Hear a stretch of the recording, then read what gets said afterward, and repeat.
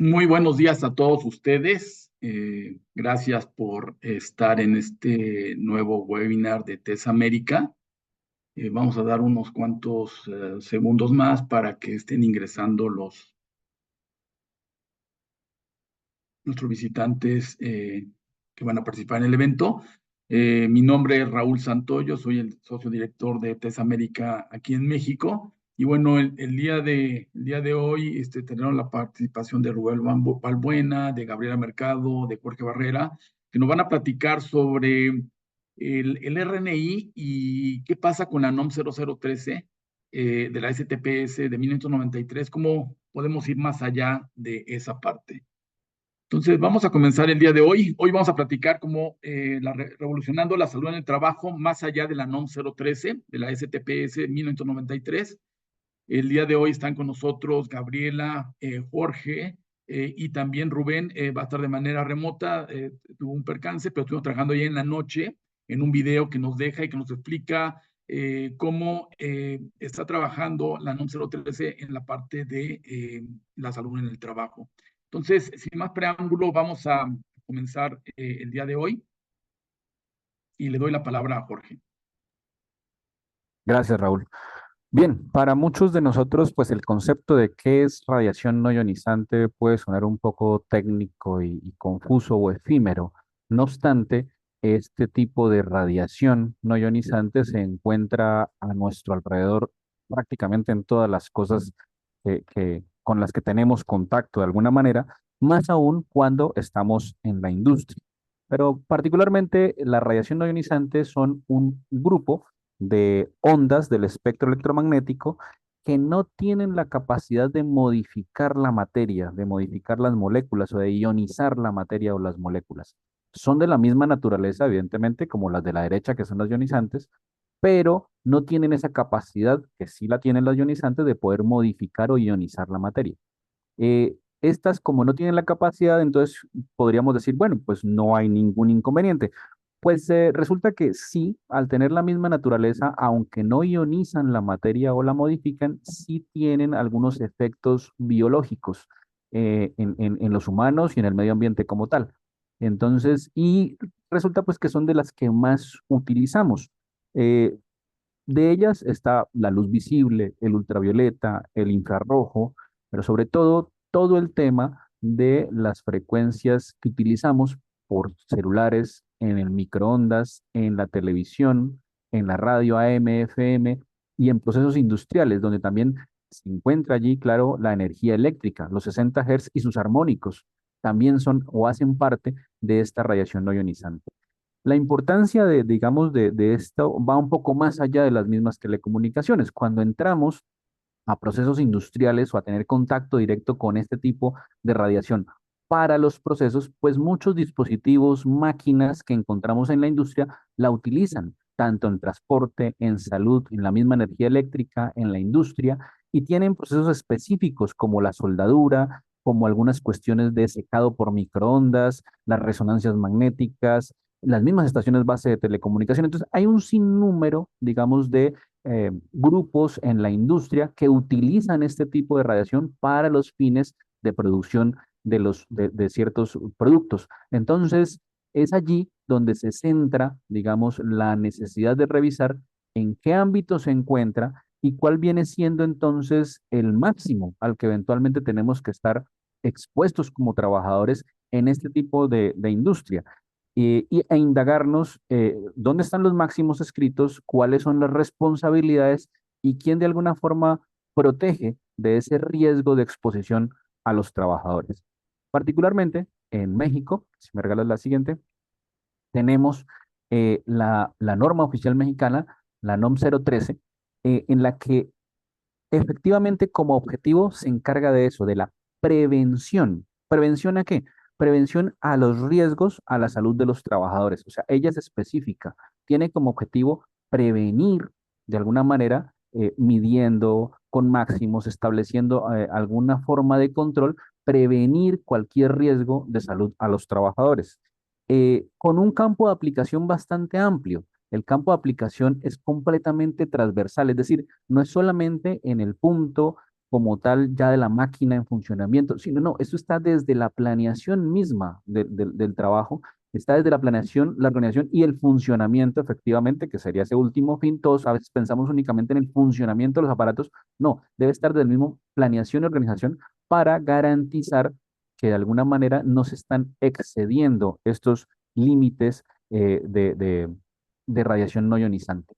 Y en la misma norma oficial mexicana, de alguna manera también consigna y dónde está la obligación, ¿ya? Porque pues ante el desconocimiento, pues es posible que no seamos conscientes del riesgo que se tiene de estar expuestos. Pero cualquier proceso de estos, el patrón, ¿ya? El que sí sabe eventualmente qué se está utilizando allí o considera qué equipos se están utilizando, a qué radiaciones se está exponiendo a las personas, él sí tiene unas obligaciones.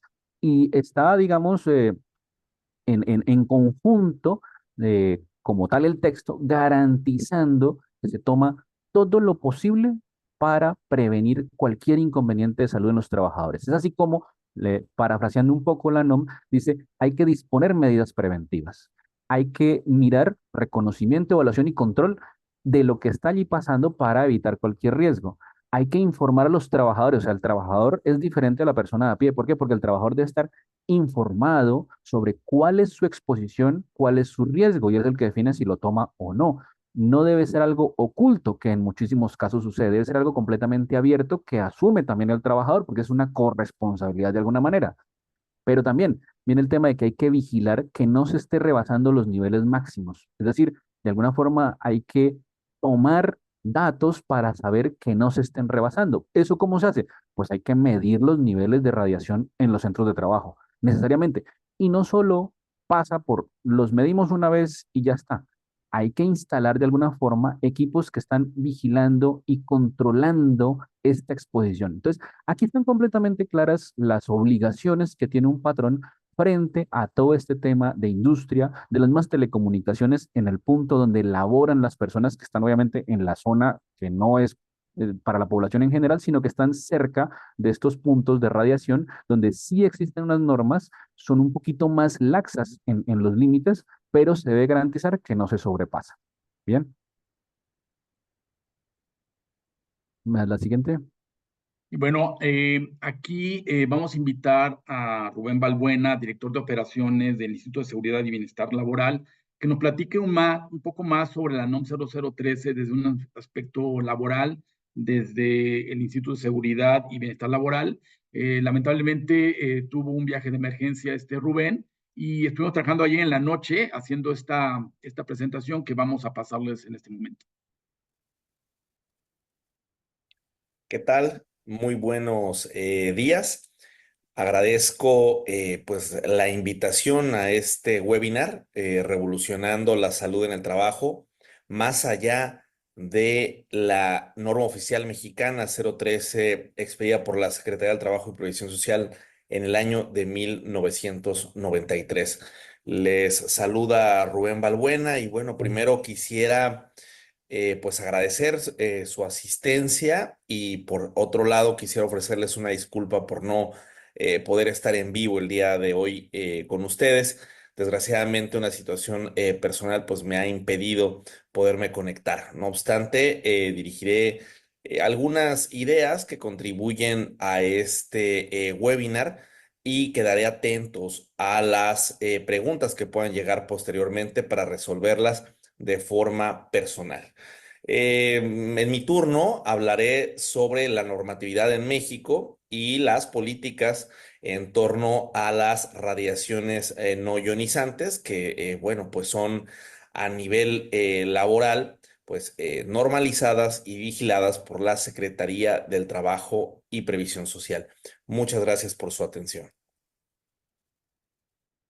En primer lugar, bueno, señalar, ¿no? Que pues la norma oficial mexicana relacionada con bueno, la exposición ocupacional a las radiaciones no ionizantes, pues es la NOM 013 STPS. Es importante señalar que además de existir una norma, ¿no? Que protege a los trabajadores expuestos a las radiaciones no ionizantes, también hay otra que protege a los trabajadores de las radiaciones ionizantes. Es muy común que suelan confundirse, en primer lugar, por la nomenclatura, ¿no? Una es la 12, otra es la 13. Si no conoces bien a bien el marco normativo, pues podrías confundirte tan solo por el número, ¿no? Pero sí es importante señalar, ¿no?, que la NOM 12, a diferencia de la 13, pues tiene una actualización no tan reciente, pero pues que dista, ¿no?, en cuanto a décadas de la NOM 13, que reitero, ¿no?, se publicó en los años 90. Y estas dos normas, pues son una de 45, un par de 45 normas oficiales mexicanas que hoy en día se encuentran vigentes. Es un número amplio, desde luego que no a todas las empresas les aplican estas 45 normas oficiales mexicanas, pero bueno, pues dependiendo si se trata del sector comercial, del sector manufactura, aquellos sectores que son de competencia federal, pues podrían alcanzar en ese orden la aplicación de unas 15 normas, de unas 20 normas y ya reitero, empresas de sectores complejos, pues podrían, les podría aplicar, ¿no?, hasta unas veintitantas normas oficiales mexicanas. Bueno, ya se imaginarán, y estoy adelantando un poquito, pues lo complejo, ¿no?, que resulta en una inspección del trabajo. Que puede durar una jornada de 8 horas, pues revisar con detalle la aplicación de estas veintitantas normas oficiales mexicanas que podrían aplicar. También se imaginarán lo que supone mantener actualizadas 45 normas oficiales mexicanas de acuerdo a la Ley de la Infraestructura de la Calidad a través de los comités de normalización que existen. Y bien, bueno, pues es importante señalar que mi charla pues tiene que ver con esta NOM 013. La primera reflexión, ¿no?, que quisiera compartirles es que es una norma tan antigua como las normas oficiales mexicanas. Antes de existir las normas, existían los instructivos que se derivaron del Reglamento General de Seguridad e Higiene en el Trabajo. Como pueden ver en la imagen del lado izquierdo, pues estos instructivos eran publicados, digamos, en conjunto entre el Instituto Mexicano del Seguro Social y la Secretaría del Trabajo.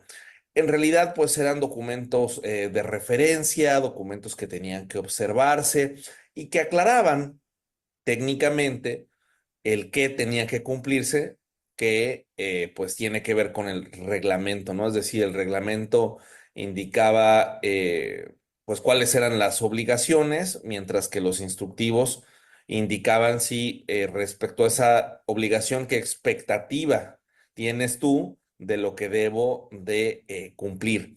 Entonces es una norma pues que tiene una deuda importante, ¿no?, que debe de actualizarse de inmediato, y no por tener un marco más joven, ¿no?, en términos coloquiales, o no por la obligación que existe por parte de la Ley de la Infraestructura de la Calidad, sino porque pues hay trabajadores expuestos que hoy en día pues no están siendo, me atrevo a decirlo, tomados en cuenta, ¿no? Es decir, que sus peligros, que bueno, la exposición sabemos que existe, conocemos los peligros, hemos pues evaluado los riesgos, pero esta evaluación ha sido únicamente cualitativa, ¿no? Es decir, nosotros pensamos, nosotros suponemos que el riesgo tras exponerse a estas radiaciones, pues puede ser pequeño, puede ser mediano, puede ser grande, puede ser alto, muy alto, tolerable, no tolerable, pero existiendo la manera de evaluarlo de forma cuantitativa, no sé qué está esperando México para hacerlo, ¿no? Y bueno, gracias a empresas que han venido de otros países, pues es que hoy en día las compañías pues están buscando medirlas, están buscando cómo garantizar el cumplimiento de esta norma, pese a que no existen condiciones para poderlo hacer en términos legales, ¿no? Y es que desde hace años, ¿no? O más bien, en lo personal no me ha tocado ver que en el Programa Nacional de la Infraestructura de la Calidad, antes Programa Nacional de Normalización, pues se incluya, ¿no?, esta norma dentro de los pendientes que tiene la Secretaría del Trabajo y Previsión Social. Importante señalar, regresando a lo que comentaba, pues que si queremos medir de acuerdo al Reglamento Federal de Seguridad y Salud en el Trabajo, pues podemos hacerlo, sí, pero no hay un aval, ¿no? No hay una aprobación por parte de la Secretaría del Trabajo y Previsión Social. Es decir, yo como un laboratorio que está acreditado, pues sí, puedo medir, pero no hay una aprobación por parte de la Secretaría para hacerlo, ¿no?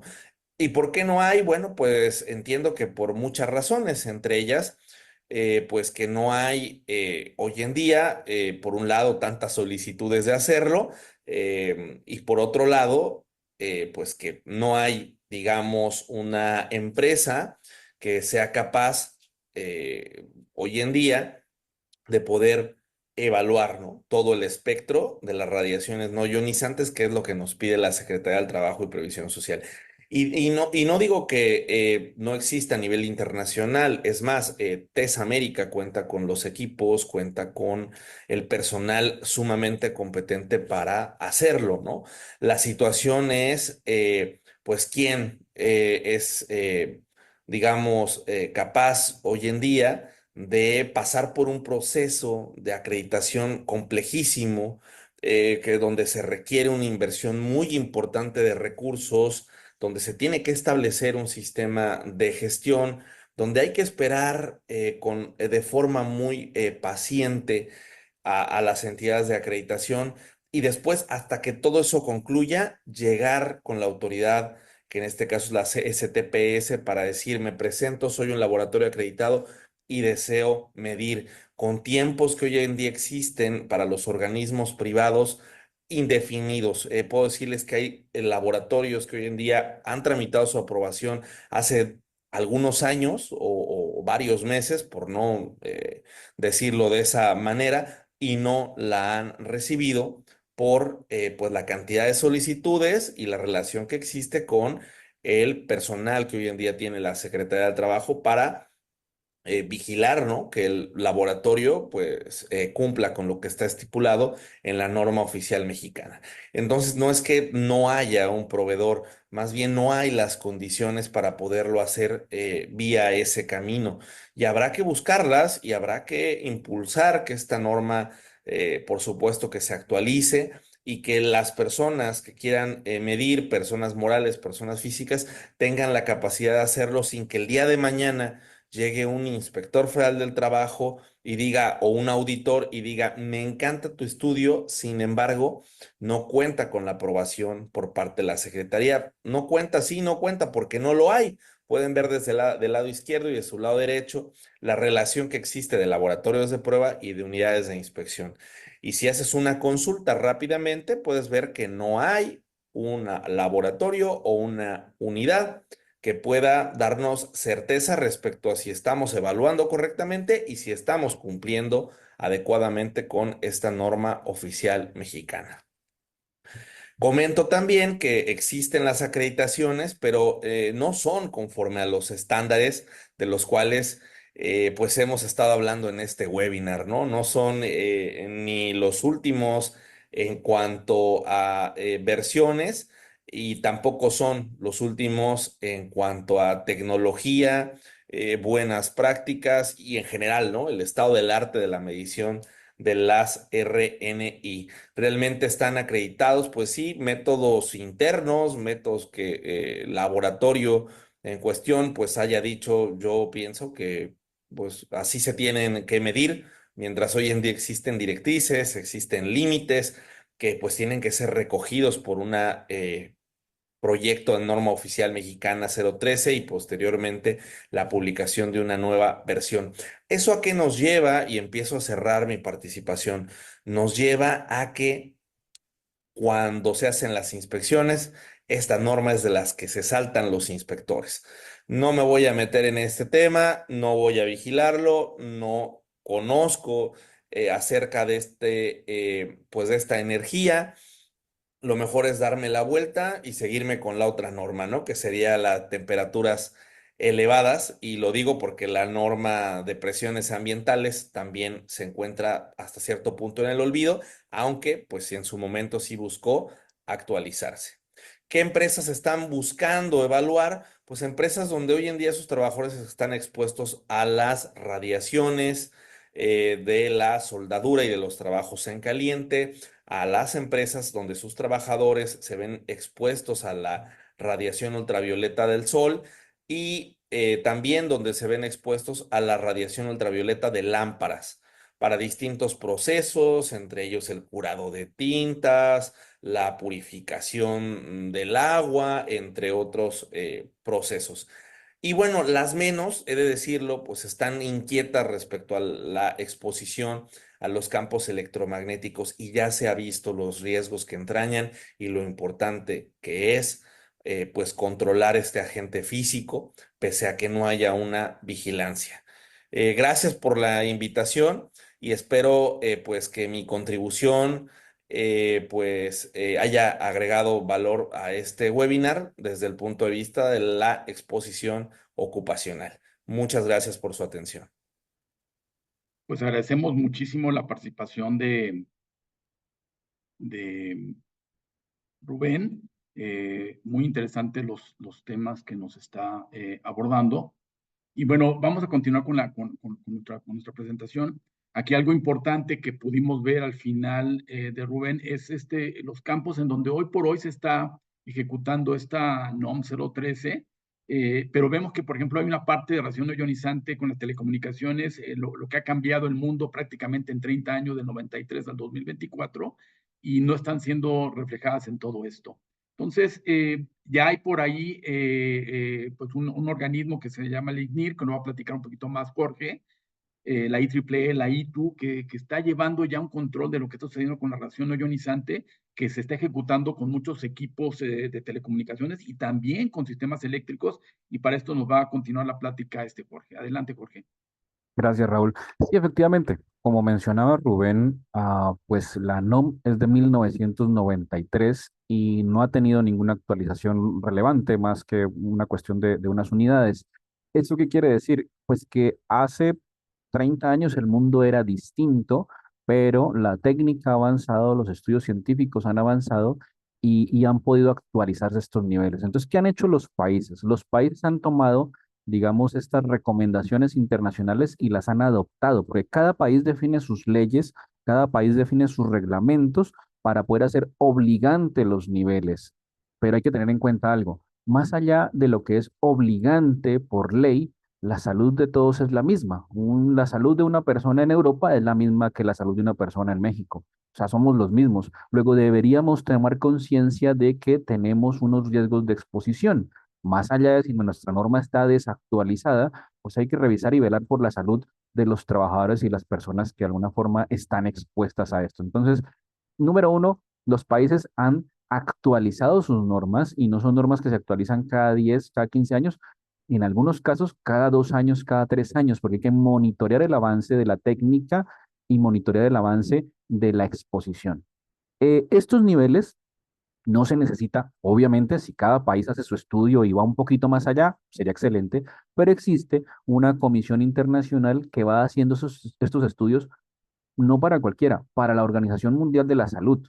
Y las tiene en cuenta también la Unión Internacional de Telecomunicaciones y la Organización Internacional del Trabajo. O sea, es algo de un rango bastante alto, no es un estudio cualquiera, de hecho es un comité muy responsable, una comisión muy responsable a la hora de definir estos límites y de indicar qué puede pasar si se sobreexponen las personas.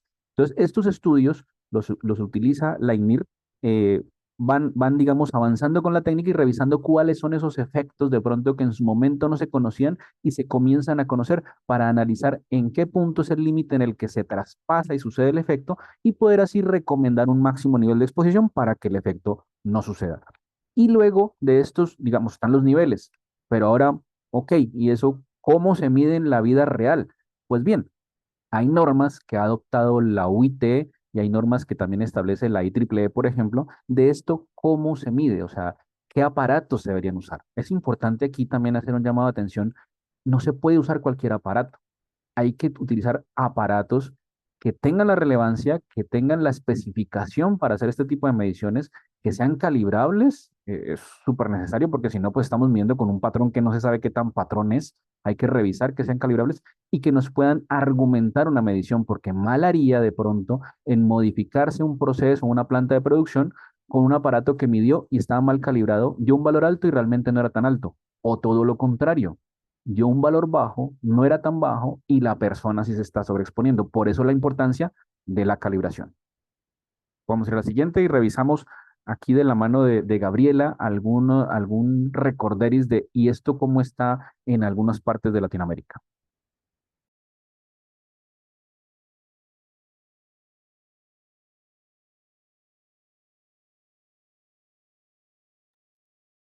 Gracias, Jorge.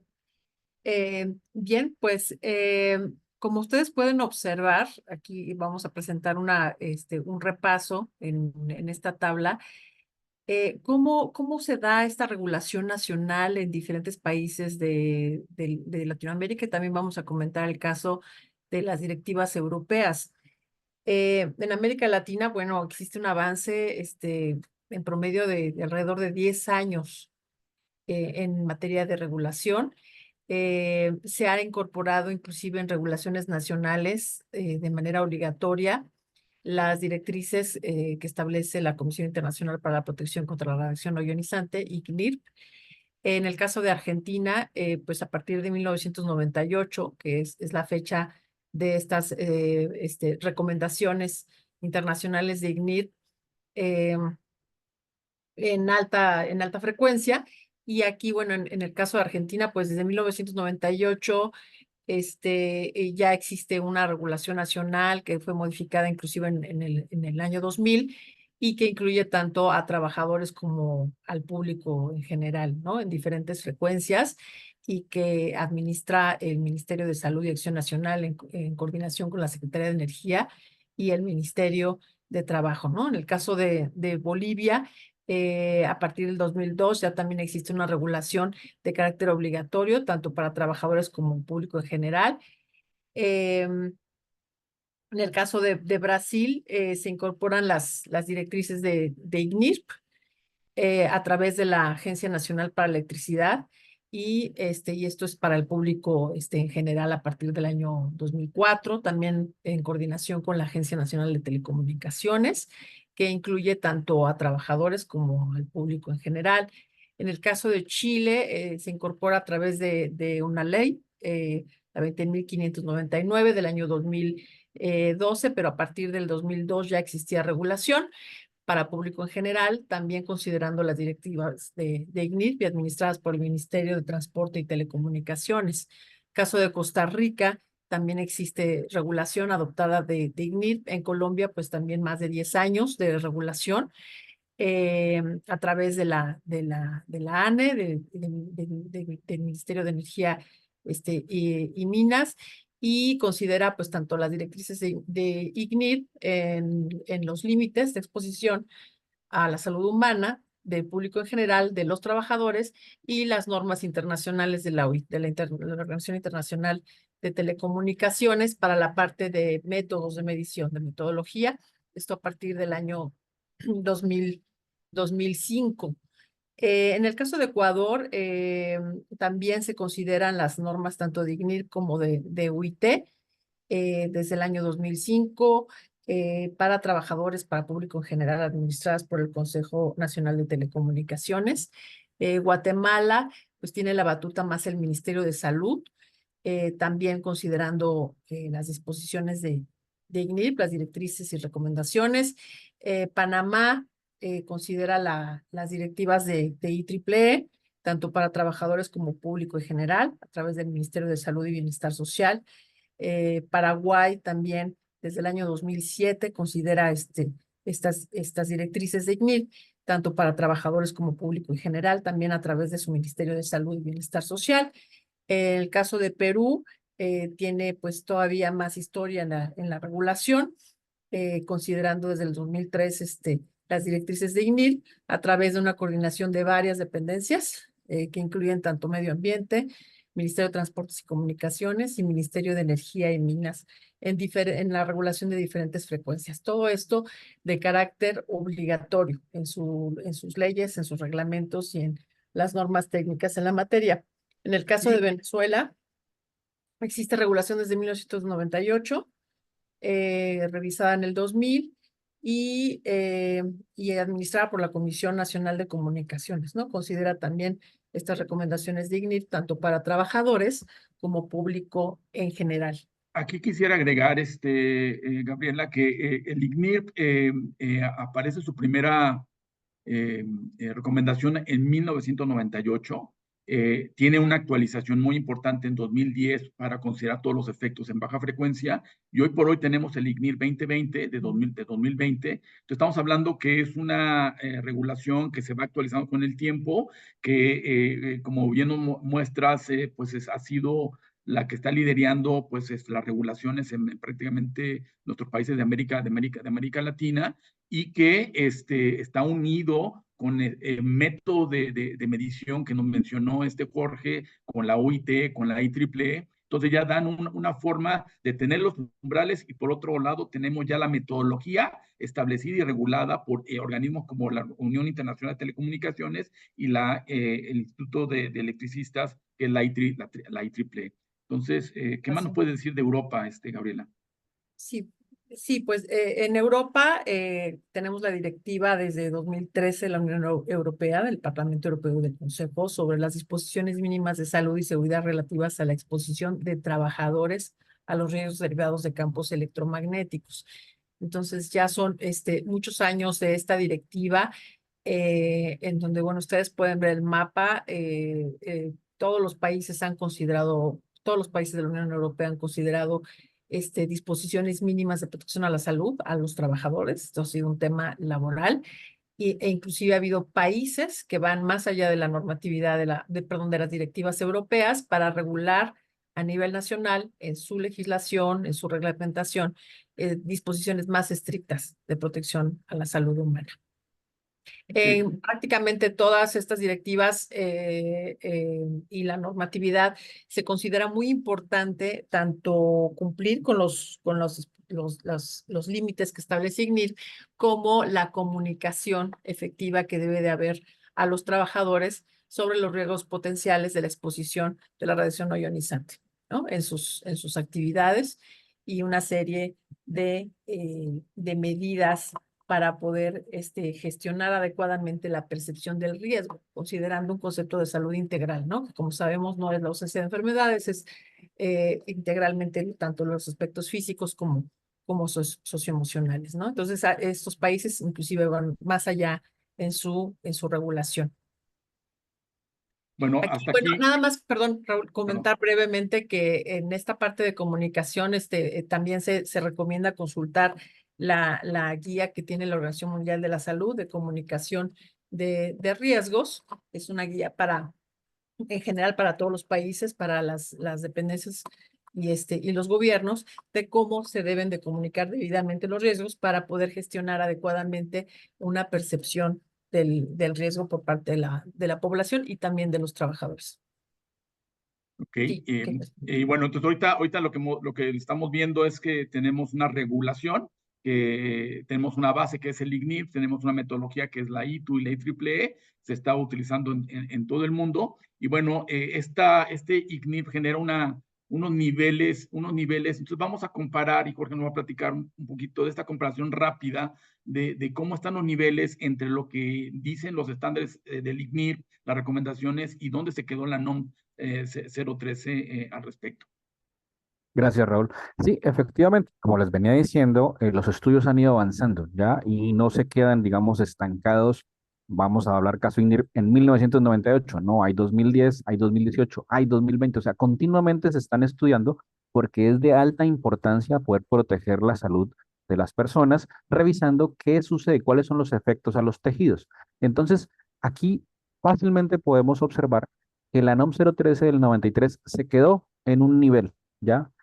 Y frente a los estudios que ha hecho INIRP, pues en algunos casos hay niveles inferiores que recomienda INIRP. ¿Por qué? Porque ya una exposición al nivel en la que está la NOM es muy alto para los trabajadores.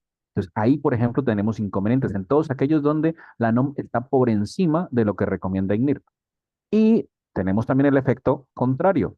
En aquellos puntos donde ya IGNIRP ha estudiado a profundidad y ha encontrado que se puede llegar a una exposición más alta porque no hay efecto observable en los tejidos, pues se puede estar restringiendo la operación de ciertas máquinas, elementos, dispositivos y aparatos.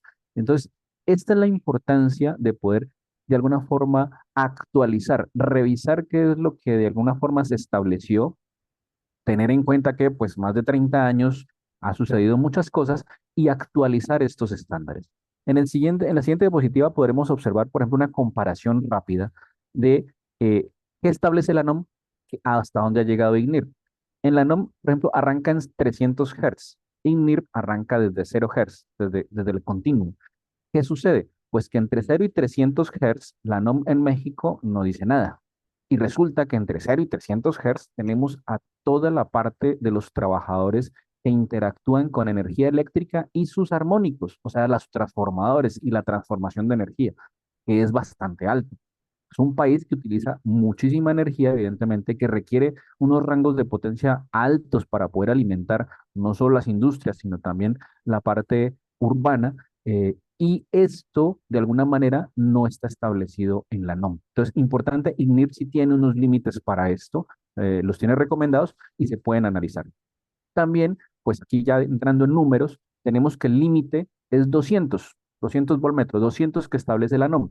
IGNIRP, pues como ustedes observaron en la gráfica anterior, tiene niveles diferentes, pues algunos son 61. Es decir, que donde IGNIRP dice que el máximo es 61, la NOM está permitiendo 200. Allí hay sobreexposición. Y en algunos otros casos, no, es 20.000 hasta donde dice IGNIRP. Entonces, 200 es demasiado restrictivo. Por eso tenemos de ambos lados, digamos, y es necesario de alguna forma buscar la actualización. Haciendo un análisis de alguna manera de esto y de esa comparación, que de alguna forma se nos facilita, digamos, ir al mundo hace 30 años y estar en este momento, pues encontramos, y es una conclusión, digamos, casi que no debatible, pues que se está tremendamente desactualizado. O sea, son 30 años y las cosas han cambiado mucho. Pero adicionalmente también encontramos que la NOM trae una agrupación de todas las radiaciones no ionizantes. Resulta que en el estudio que se ha hecho a profundidad, pues algunos de estos tipos de radiaciones son muy específicos para ciertas industrias, entonces no es necesario aplicar la NOM entera. Y esto sucede que aplicar la NOM entera la hace costosa o casi imposible, como mencionaba Rubén, y entonces como no se puede, no la aplicamos. No, ese es el salto peligroso. Como no se puede, no lo aplicamos, es como no se puede, descuidamos la salud de los trabajadores. No, lo contrario.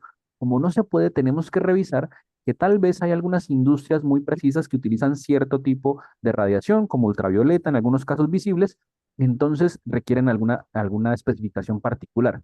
Pero la gran mayoría de la industria y hasta la misma población, de hecho, está expuesta a la parte de radiación no ionizante de radioeléctrico, de alguna forma, la energía en forma de radio y puntualmente entre 0 y 300 gigahertz. De hecho, si somos un poco más específicos, es entre 0 y más o menos 18, 20 gigahertz donde más expuestos está. Hay algunos aparatos por encima de esto, obviamente. Entonces, ahí es importante poder revisar cuáles son realmente aquellas frecuencias que realmente lo requieren.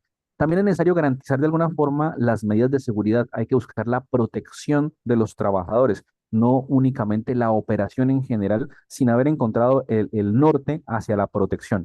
Hay avances, tanto científicos como tecnológicos. Los científicos nos han ayudado a poder entender cuáles son los efectos de las diferentes radiaciones y por eso las curvas y los diferentes niveles. No obstante, los tecnológicos, y no está mal, pero hay que saberlos tratar, los tecnológicos nos han llevado a aumentar la exposición a nuestro alrededor. Los aparatos, todos utilizan energía, muchísimos utilizan este tipo de radiaciones para su operación y han incrementado la cantidad de radiación a nuestro alrededor. Es importante actualizar la norma para garantizar las medidas de seguridad. 30 años creo que lo dicen solo. Es importante alinear de alguna forma a las mejores prácticas la NOM 013 porque así se garantiza que de alguna manera las empresas mexicanas quedan operando al mismo nivel global y se facilita de alguna forma la competitividad de esas empresas. Y también es importante actualizar la norma porque asegura que los trabajadores de todo este sector emergente, todo este segmento que está utilizando la radiación no ionizante en bajas potencias, pero que igual generan una sobreexposición, pues los trabajadores sí están adecuadamente protegidos ante cualquier amenaza que se pueda establecer de forma preventiva. Siempre hay que hacerlo desde el punto de vista preventivo. La correctiva aquí es muy complicada y tal vez es algo que hay que llamar a la conciencia. Eh, la correctiva en algunos casos puede no tener reversa. Lo mejor es hacerlos en niveles preventivos para garantizar que no van a existir problemas de salud a futuro. Le doy paso ya a algunas conclusiones con Gabriela y con Raúl, que creo que es un buen momento para poder ir cerrando, digamos, el tema y tener algunos highlights importantes de este tema. Gracias. Muchas Muchas gracias. gracias, Jorge. Pues vamos a leer algunas conclusiones de las ponencias y consideramos que hay un mensaje importante que nos gustaría comunicar derivado del análisis y de la reflexión en el tema. Y es en primera instancia en la parte de obligaciones de trabajadores, que las obligaciones de los patrones en materia de seguridad, de higiene y en materia de salud de los trabajadores en los centros de trabajo no se reducen a lo que está vigente o aplicándose en las normas oficiales mexicanas o en las normas técnicas vigentes, ¿no? Están consagradas estas obligaciones desde el ámbito internacional y en el marco jurídico mexicano, desde los tratados internacionales adoptados, como sabemos, en la Constitución Política de los Estados Unidos Mexicanos, en la Ley Federal de Trabajo, en los reglamentos en la materia y en las normas oficiales mexicanas vigentes.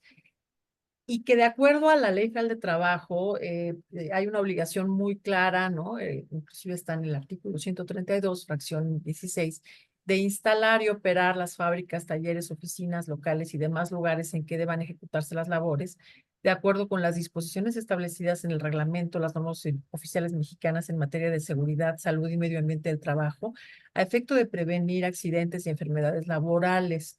Asimismo, se deben adoptar las medidas preventivas y correctivas que determine la autoridad laboral. Si podemos pasar a la siguiente. En ese sentido, con independencia de una evaluación respecto a la efectividad del instrumento de la norma la norma oficial mexicana 013, consideramos muy importante que el trabajador vaya más allá en la aplicación efectiva de este objetivo, que es la protección, garantizar la protección de la salud humana de los trabajadores en el centro de trabajo y las condiciones de seguridad e higiene. La norma per se, como sabemos, y ya se revisó en este webinar, si bien es una norma oficial mexicana vigente, carece de una aplicación efectiva, una evaluación correcta y de una inspección y vigilancia adecuada, porque es un instrumento pues que está perdiendo su vigencia o es obsoleto en términos de ser un instrumento regulatorio, ¿no? Es un instrumento que requiere modificarse y alinearse a las directrices internacionales en materia de protección a la salud en contra de las radiaciones no ionizantes, como la gran mayoría de los países, tanto en Europa, en América Latina. Es muy importante que se pueda alinear la norma y podamos estar en este país a la vanguardia internacional, porque ya llevamos más de 10 años de retraso en la regulación de este tema. Otra tercera conclusión importante es cuál es la situación de la protección a la salud de los trabajadores que están expuestos a las emisiones de RNI. Actualmente no lo sabemos, en tanto no existe, no está sistematizada la medición de la exposición de esta radiación no ionizante, no se está aplicando, no se está realizando. Y pues una conclusión es que los patrones pueden cumplir con esta obligación legal de prevenir riesgos a la salud en materia de radiaciones no ionizantes, considerando que actualmente se cuenta con las directrices internacionales que establece ICNIRP y que ICNIRP es una comisión reconocida por la OIT, por la Organización Internacional del Trabajo y por la Organización Mundial de la Salud. La siguiente conclusión es que se debe realizar la medición de la radiación no ionizante de conformidad con estas directrices, ¿no? Tanto las de ITU en los sistemas de medición como las directrices de la Comisión Internacional para la Protección contra la Radiación No Ionizante, para la protección de la salud de los trabajadores respecto a los efectos adversos de la salud humana que ya están reconocidos de manera global conforme a evidencias científicas. Es decir, ya son décadas de estudios sobre efectos a la salud humana que bueno, no es el motivo principal de este webinar, pero que ustedes pueden consultar y revisar en los documentos oficiales que tienen su propio portal ICNIRP o en la Organización Mundial de la Salud. En IEEE hay una biblioteca, una literatura amplísima de cientos de publicaciones de centros de investigación y universidades, pero que ICNIRP ya hizo un trabajo de establecer un consenso científico en el tema de efectos adversos a la salud humana. Entonces, es importante que se realice la medición de la radiación no ionizante en los centros de trabajo, porque es la única forma de poder conocer si estamos cumpliendo con las recomendaciones internacionales para la protección a la salud de los trabajadores. Sí, podemos pasar. Muchas gracias, Gabriela. Bueno, con esto de alguna forma concluimos nuestra presentación. Quedan algunos minutos para recibir preguntas por parte de ustedes. Por ahí nos preguntan, José Carlos, si va a haber alguna constancia por participación. Sí, sí va a haber. Nos pueden enviar un correo a info@tesamerica.com y con gusto les hacemos llegar el diploma respectivo. Por ahí también nos dicen que varios que pues sí es un elemento importante a medir. Una pregunta que siempre nos sale y que no sé si me pueden ayudar a contestar Gabriela o Jorge, ejemplo de efectos a la salud, ¿en dónde está de alguna forma reconocido estos efectos a la salud que genera la radiación no ionizante? Si nos pueden platicar un poquito brevemente de esto. Bueno, los efectos a la salud se dividen principalmente en efectos a corto plazo, los efectos que están probados, reconocidos con evidencia, con sustento científico en base a los estudios epidemiológicos en la materia y a lo que establece esta comisión. Son efectos principalmente térmicos, el calentamiento de los tejidos, en primer lugar, ciertos efectos en el sistema nervioso con incidencia probable en efectos neurológicos, dependiendo de la frecuencia, dependiendo también de es un aspecto multifactorial, ¿no? De la resiliencia de cada organismo. Pero están estos efectos apuntados, los térmicos, los efectos en el sistema nervioso y un tercer efecto que se reconoce en los documentos de directrices de 2020, que son alteraciones a la membrana, a la permeabilidad de las membranas celulares, que es otro efecto basado también en numerosos estudios y el consenso científico de los grupos de trabajo que ha tenido ICNIRP. En relación a los efectos a largo plazo, ciertas enfermedades y tema de cáncer, aún no se tienen los elementos, o al menos ha señalado ICNIRP que no se tiene los elementos científicos y las conclusiones en base a la evidencia para tener una relación. La Asociación Internacional de Investigación de Cáncer tiene clasificada la radiación no ionizante dentro de un grupo probablemente cancerígeno, es el grupo B o 2B, está actualmente enlistado. Sin embargo, todavía no se reconocen las conclusiones en este tema y se apunta que debe existir todavía mayor tiempo y mayores estudios para poder tener documentos en la materia, ¿no? Entonces, esa parte todavía no es concluyente. Y no sé si Jorge, tú quisieras comentar algo más respecto a temas de salud. Aquí quisiera agregar algo, perdón, Jorge, algo que es importante y que en ese sentido creo que como México vamos atrasados, es la realización de mediciones continuas, tanto a nivel industria como a nivel poblacional, para generar, pues de alguna forma, mapas de calor, mapas de regiones donde puedan tener un tipo de intensidad de campo magnético importante. Eso se está haciendo en Europa, ya en muchos países de América Latina se están empezando a tener esos mapas de riesgos, pues que ayudan pues al despliegue adecuado pues de la industria y de las telecomunicaciones que utilizan esto, al tirado adecuado de líneas de media y alta tensión, que también son generadores de campos electromagnéticos importantes, sobre todo las líneas de alta tensión. Y bueno, creo que es importante entrar ya en una dinámica de mayor monitoreo y generar estos mapas, así como tenemos mapas de riesgos para otras disciplinas, empezar a tener un mapa de riesgos para los campos electromagnéticos, puesto que es algo que no vemos, no sentimos, pero está presente y que hoy por hoy lo utilizamos para comunicarnos bit con bit, y aquello que estén usándose es un celular para ver esta presentación, pues por ahí están recibiendo campos electromagnéticos para tenerlo. Entonces hay que tenerlos acordes y mencionando. Por ahí nos hacen unas preguntas. Esta presentación se va a subir a YouTube en un par de horas. Se les envía también liga con la información.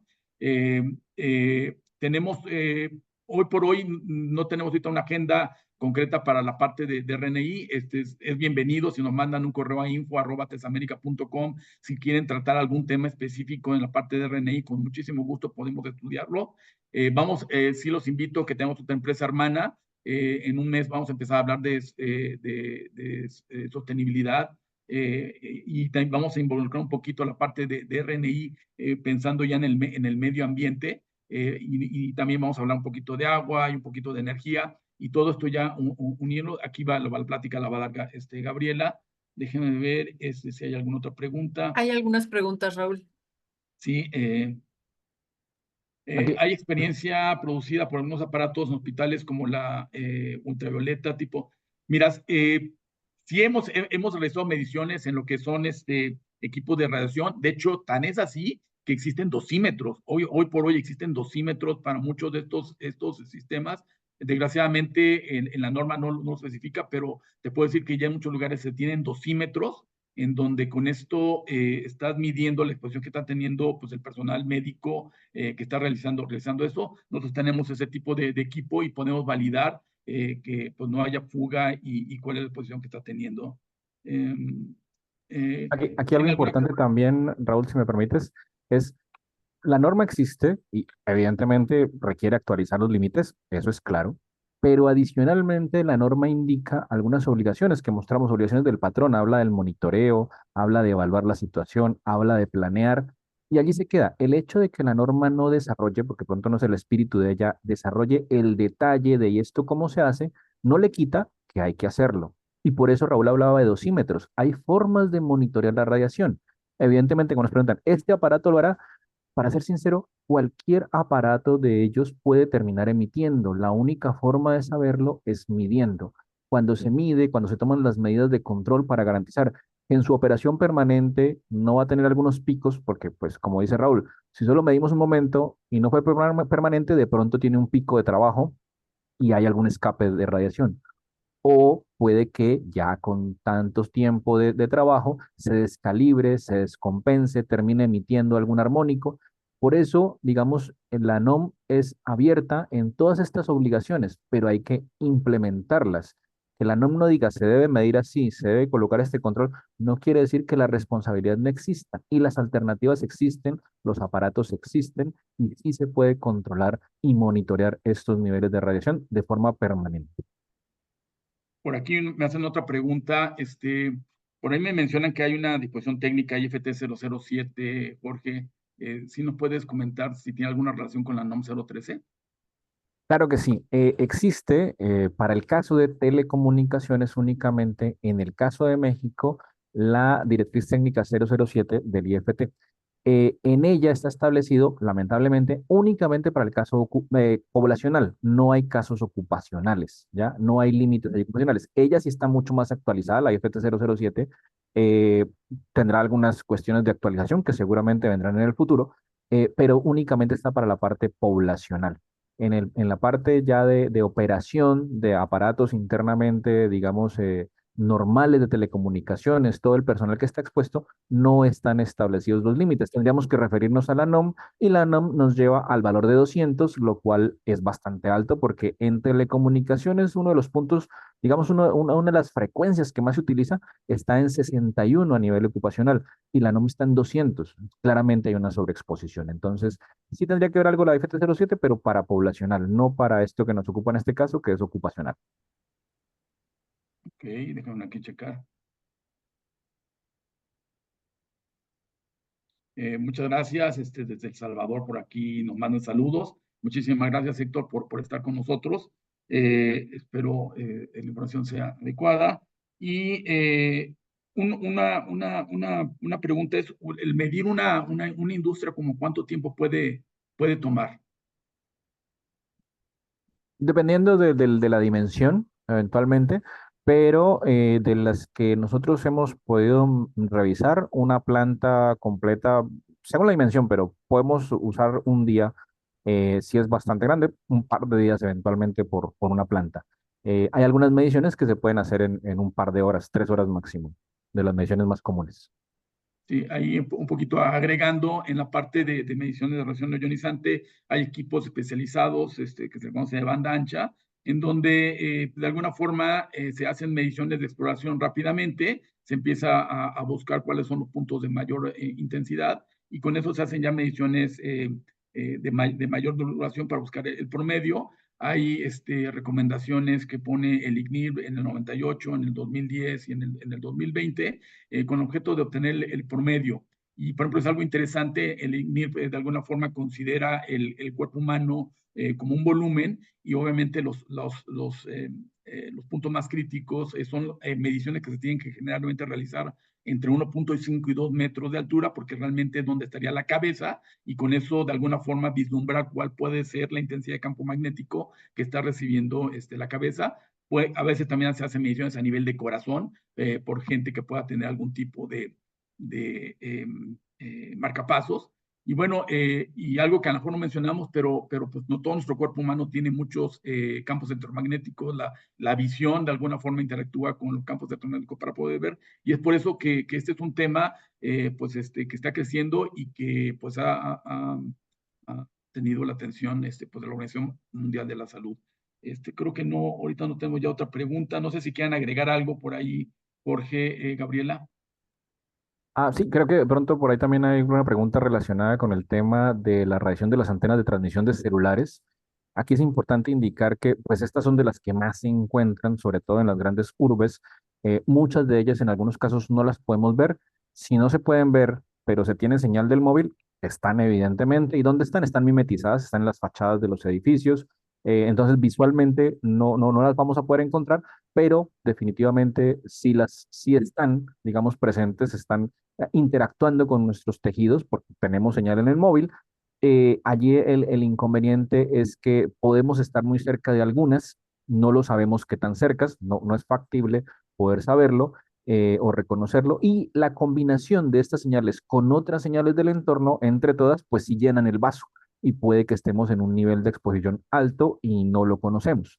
La única forma es midiendo, ¿ya? Es importante pues que hay directrices relacionadas con mimetización para pues evitar, digamos, la contaminación visual, pero más allá de la contaminación visual es la contaminación electromagnética de un espacio dado y qué espacios, digamos, de alguna forma deberían estar lo más libres posibles, sin evitar que las telecomunicaciones funcionen, por supuesto, y eso es el espacio seguro realmente, que seguramente en un próximo webinar les estaremos hablando de espacios seguros y la forma de considerarlos y de alguna forma de garantizarlos.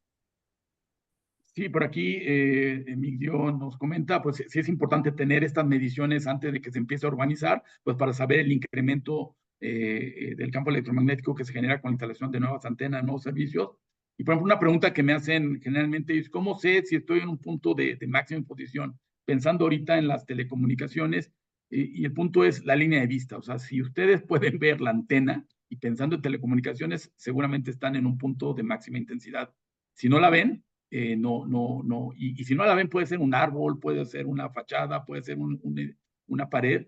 Automáticamente eso genera un obstáculo y disminuye la intensidad. Entonces, creo que unos elementos que tenemos que empezar a ver es pues, verificar que las antenas estén en buena posición, buena altura, que estén correctamente calibradas en potencia, etcétera, etcétera. Y pues parece que se hacen todas estas mediciones. Para eso están todos estos límites en donde tanto como gobierno, como sociedad y como operadores podemos estar integrados para garantizar la salud pues, de toda la población y de todos nuestros trabajadores. Con esto yo cerraría, no sé si hay algo que quieran cerrar tú, Gabriela. No, Raúl, muchas gracias. Pues llegamos al tiempo de la reunión. Agradecemos muchísimo su participación, espero haya sido de su interés. Los estaremos comunicando sobre nuevos seminarios que estemos dando sobre lo que es la radiación ionizante. Los invitamos déjenme poner aquí el slide, a enviar cualquier comentario o información aquí a nuestro correo info@tesamerica.com y con gusto podemos atenderlo. TES América damos el servicio de medición de radiación no ionizante. Tenemos todos los equipos y con gusto podemos atender cualquier duda que ustedes requieran. En info@tesamerica.com estamos a las órdenes de ustedes. Muchísimas gracias por permanecer en esta reunión. Espero sea de interés. Y en un par de horas, 2 o 3 horas, estará en nuestro canal de TES América en YouTube. De hecho, ahí pueden ver otras presentaciones que hemos hecho sobre lo que es radiación no ionizante. De hecho, hemos hecho presentaciones de cómo se mide puntualmente, hemos presentado equipos, etcétera, etcétera. Entonces, si para ustedes es nuevo este tema, los invitamos a entrar a nuestro canal de YouTube en TES América, si le ponen TES América, y van a ver una serie de colecciones de videos donde hablamos inclusive ya de regulaciones, de leyes, hablamos también de la disposición técnica IFT 007 que mencionó por ahí Jorge, también de efectos al azul. Tenemos varios videos, probablemente unas 5 o 6 horas de información que pueden ser muy útiles para conocer más del tema de lo que es la radiación no ionizante. Pues muchísimas gracias. También agradezco de manera virtual a Rubén Balbuena. Le haremos llegar estas preguntas. También si ustedes quieren preguntarle con Rubén, lo pueden mandar aquí info@tesamerica.com y con mucho gusto se los pasaremos y les haremos llegar las respuestas. Pues muchísimas gracias a todos. Gracias por estar aquí y nos vemos para el próximo evento. Buen día. Gracias.